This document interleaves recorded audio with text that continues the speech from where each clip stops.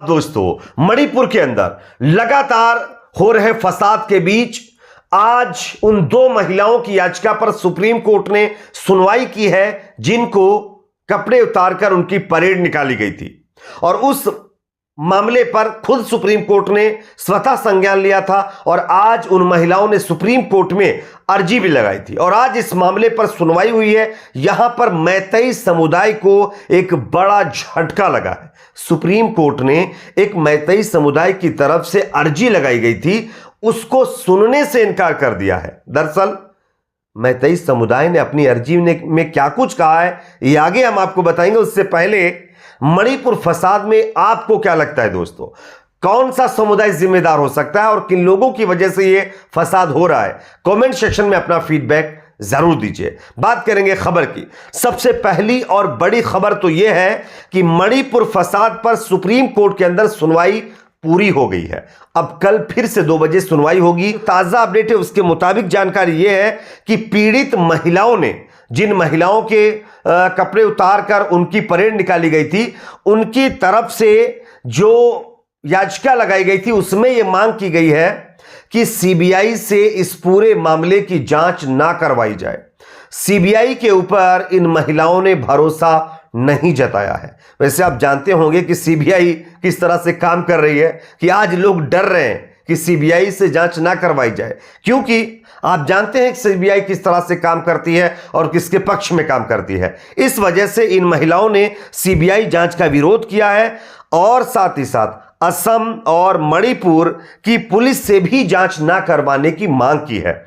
महिलाओं की तरफ से लगाई गई याचिका में यह स्पष्ट कहा गया है कि उनको ना तो सीबीआई के ऊपर भरोसा है, ना असम की पुलिस के ऊपर भरोसा है, ना मणिपुर की पुलिस के ऊपर भरोसा, क्योंकि इन तीनों जगहों पर बीजेपी का अपना कब्जा है और ऐसी सिचुएशन में उनको इन तमाम राज्यों की पुलिस पर भरोसा नहीं है। इस वजह से इस मामले की जो जांच है वो एक कमेटी गठित करके की जाए। इसके साथ साथ दूसरा अपडेट यह है, मणिपुर महिलाओं का केस असम ना ट्रांसफर किया जाए, इसकी भी मांग की गई है। दरअसल खबर ये आई थी कि मणिपुर जो महिलाओं का केस था वो असम में ट्रांसफर किया जा सकता है और असम में सरकार किसकी है मुझे बताने की जरूरत नहीं है, आप सब जानते हैं। इस वजह से जांच को किसी भी तरीके से में बाधा डाली जा सकती है और जांच को प्रभावित किया जा सकता है।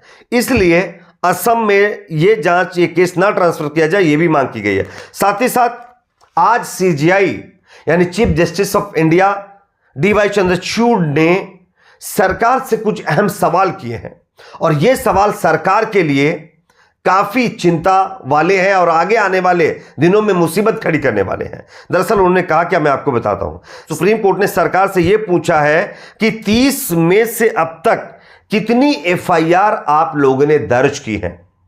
सिर्फ एक केस तो होगा नहीं, आज एक वीडियो वायरल हो गया है तो महिलाओं की ये चीजें सामने आ गई हैं, वरना ना जाने कितने इस तरह के केस हुए होंगे, उसमें अब तक कितनी एफआईआर दर्ज हुई हैं। तो इस पर सरकार की तरफ से यह कहा गया है कि 595 एफआईआर अब तक दर्ज की गई हैं। यह लिखित में है, जो एफआईआर दर्ज हुई है उनका आंकड़ा है, जो नहीं दर्ज करवा पाए, जिनको खत्म कर दिया, उनकी बात ही छोड़ दी है।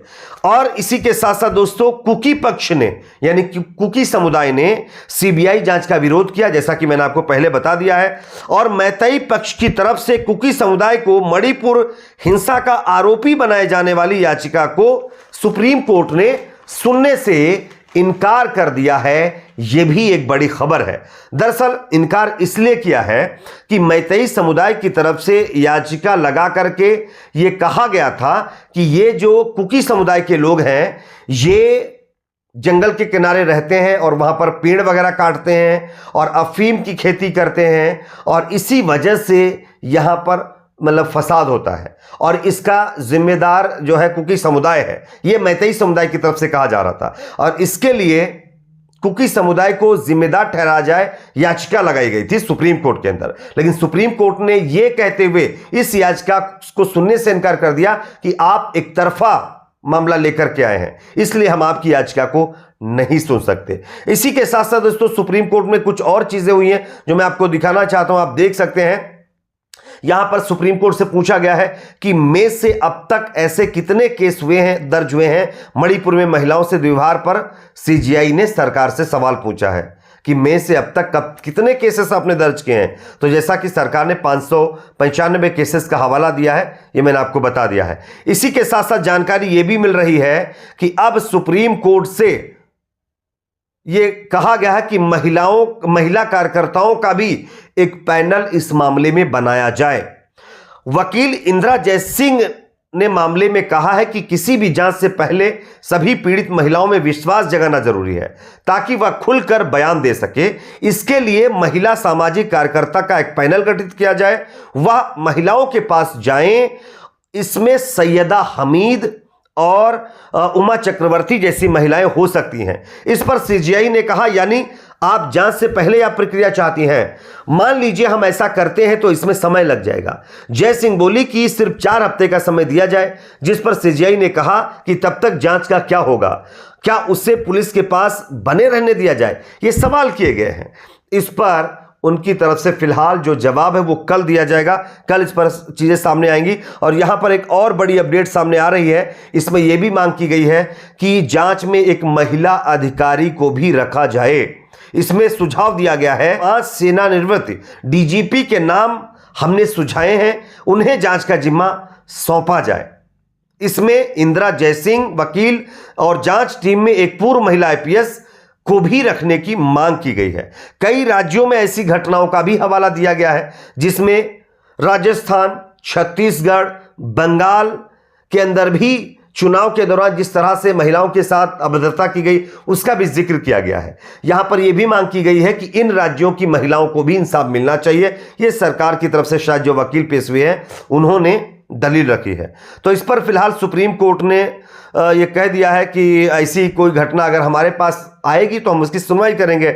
लेकिन जो है अभी फिलहाल मणिपुर के ऊपर सुनवाई हो रही है, मणिपुर पर बात की जाए।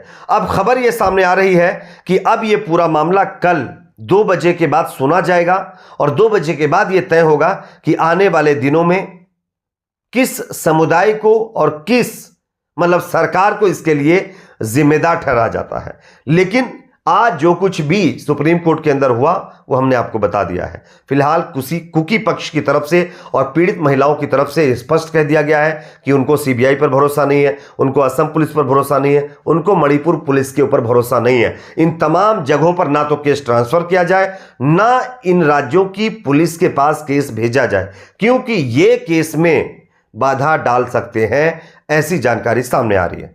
आपकी अपनी इस पर क्या राय कमेंट सेक्शन में जरूर बताएं। वीडियो को लाइक शेयर, चैनल को सब्सक्राइब जरूर करें।